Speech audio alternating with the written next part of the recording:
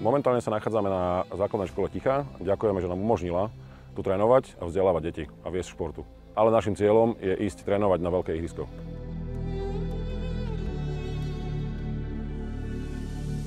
Na tomto malom ihrisku vieme trénovať, ale na väčšom je väčší potenciál posunúť deti dopredu, hlavne i ve väčších kategóriách, kde oni už potrebujú mať väčší priestor. Chcel by som byť taký dobrý futbalista ako Ronaldo alebo Messi.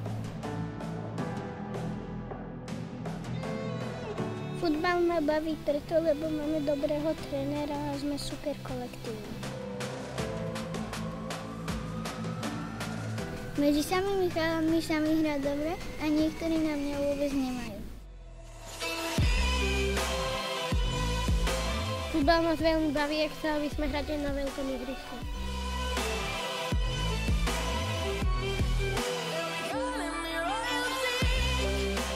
Chceme poďakovať sponzorom Autodoprava Matušek, DT Slovenská výhybkáreň, ktorí nás doteraz podporili a podporujú, a takisto starostovi obce Slovenský grob, Štefanovi Gašprovičovi, ktorý nám dáva príležitosť a možnosti rozvíjať tento šport v Slovenskom grobe.